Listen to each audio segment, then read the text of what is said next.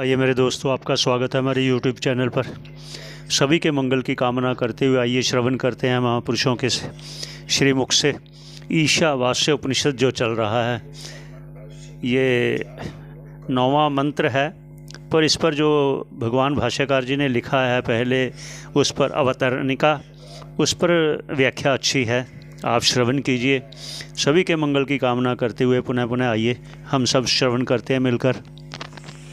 कि कुर्वन्नेवेह कर्माणि इस द्वितीय मंत्र के द्वारा संक्षेप में बताई गई कर्मनिष्ठा का विस्तार से वर्णन करने के लिए ये द्वितीय प्रकरण प्रारंभ हो रहा है। और इसमें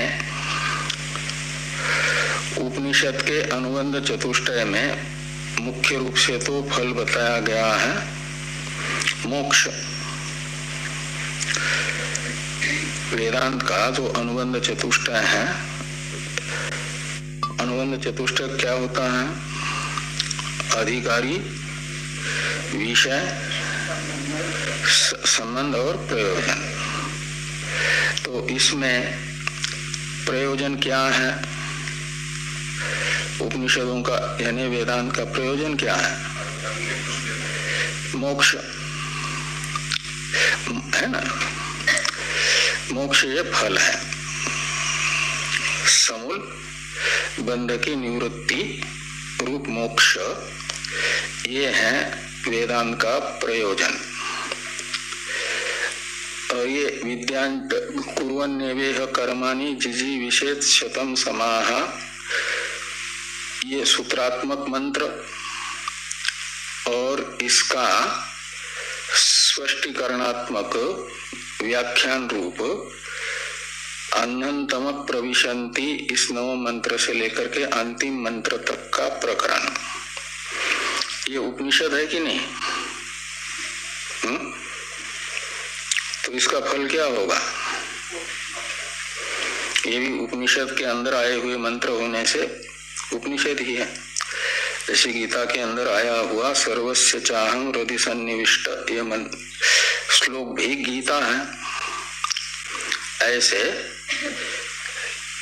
अनंतम प्रविशन्ति इत्यादि मंत्र भी उपनिषद ही है, समुचित अनुष्ठान। ये इस प्रकरण में विवक्षित अर्थ है। तो क्या मोक्ष कर्म उपासना के समुच्चय अनुष्ठान से होता है? ये वेदांत सिद्धांत है क्या? तो वेदांत सिद्धांत तो क्या है? ज्ञानादेव तु कैवल्यम रीते ज्ञानान न मुक्ति। इसलिए इस प्रकरण में तो साधनत्वेन रूपेण विवक्षित जो कर्म उपासना समुच्चय अनुष्ठान है, यह साक्षात मोक्ष का साधन तो नहीं हो सकता। यह परंपराया चित्त शुद्धि ज्ञान द्वारा मोक्ष का साधन बनेगा, परंपराया, न कि साक्षात। और साक्षात साधन तो आत्म याथात्म्य ज्ञान है, उसे बताया गया सूत्रात्मक जो प्रथम मंत्र है ईशावास्यम, इसके द्वारा संक्षेप में ज्ञान निष्ठा को और इसका ज्ञान निष्ठा का विस्तृत अर्थ बताया गया प्रथम प्रकरण में, तृतीय मंत्र से अष्टम मंत्र तक। वो मोक्ष समूल बंध की निवृत्ति रूप जो है मोक्ष, उसके साक्षात साधन को बताने वाला प्रकरण था प्रथम प्रकरण। द्वितीय प्रकरण है मोक्ष का जो परंपराया साधन है उसे बताने वाला।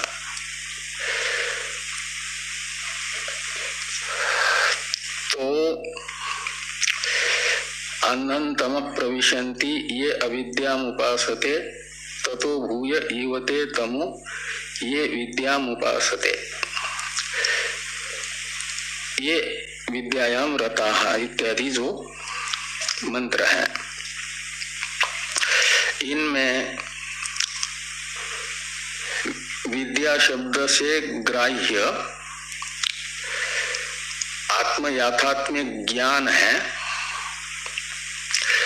इस प्रकार यदि कोई कहता है विद्यांच विद्यांच यस्तवेदो भयं स इत्यादि में, जो आत्म याथात्म्य ज्ञान और कर्म इन दोनों का सह समुच्चय मानना चाहते हैं, वे लोग यदि ये कहेंगे कि विद्या शब्द का अर्थ आत्म याथात्म्य ज्ञान यानी प्रथम प्रकरण के द्वारा बताया गया जो मोक्ष का साधन है वो है, और अविद्या शब्द का अर्थ है उनके अनुसार कर्म, तो शुरू वाले दो मंत्रों के द्वारा संक्षेप में बताए गए जो दो साधन हैं, आत्म याथात्म्य ज्ञान और कर्म, इन दोनों का सह समुच्चय होगा। वहां विद्या है, निर्विशेष ब्रह्म ज्ञान नहीं अपितु उपासना।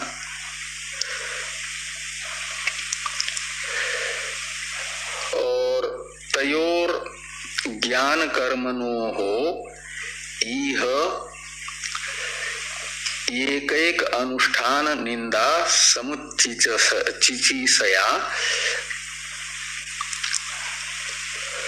न निंदा परैव एकैकस्य पृथक फल श्रवणात्। तो ये कहते हैं कि यहाँ यदि उपासना और कर्म ये दोनों भी सफल साधन है, सफल यानी फल सहित, इनका फल है, सार्थक है ये, और वेद के द्वारा विहित है, तो फिर यहाँ एक एक के अनुष्ठान की निंदा क्यों की जा रही है? जो 9 मंत्र आ रहा है द्वितीय प्रकरण का प्रथम मंत्र, उसमें तो अविद्या शब्दित जो कर्म है और उस कर्म मात्र का अनुष्ठान करने वाले की निंदा की जा रही है, और विद्या शब्दित जो उपासना है और उस कर्म को छोड़ करके केवल उपासना का अनुष्ठान करने वाले की भी निंदा की जा रही है। तो ये कर्म उपासना इन दोनों के स्वतंत्र अनुष्ठान की, एक एक के अनुष्ठान की निंदा क्यों की जा रही है, जबकि इनका फल बताया गया है। विद्या देवलोक, यह उपासना का फल ब्रह्मलोक की प्राप्ति बता रहा है, और कर्मणा पितृलोक, यह श्रुति वाक्य बताता है कि कर्म से स्वर्ग की प्राप्ति होती है। पितृलोक है स्वर्गलोक, तो स्वर्गलोक की प्राप्ति तथा ब्रह्मलोक की प्राप्ति रूप फल के ये एक एक स्वतंत्र साधन है। केवल कर्म अनुष्ठान का फल स्वर्गलोक की प्राप्ति बताई जा रही है ना, और केवल उपासना के अनुष्ठान का फल ब्रह्मलोक की प्राप्ति बताई गई है इन वाक्यों के द्वारा। तो ये सफल होने पर भी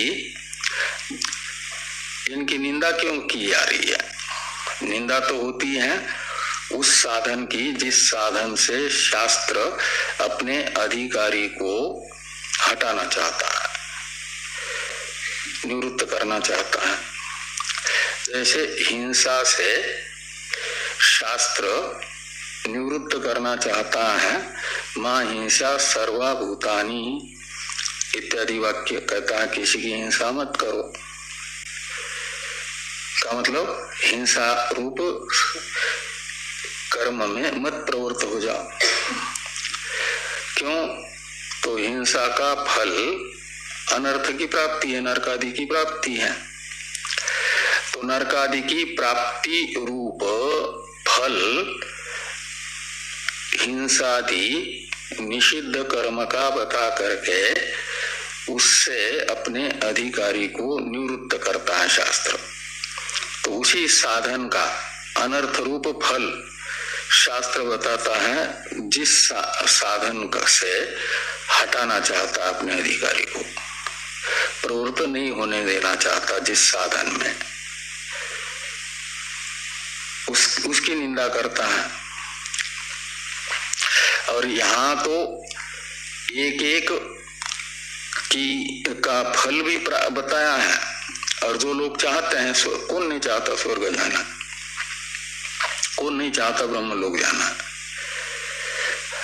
बहुत सारे अज्ञानी कामी लोगों में ये इच्छा होती है कि हमारा शरीर छूटने के बाद हम मनुष्य योनि की अपेक्षा निकृष्ट योनि में जाए, ऐसी इच्छा तो नहीं करेंगे। उनकी इच्छा होती है कि उत्कृष्ट योनि प्राप्त हो, देव योनि प्राप्त हो।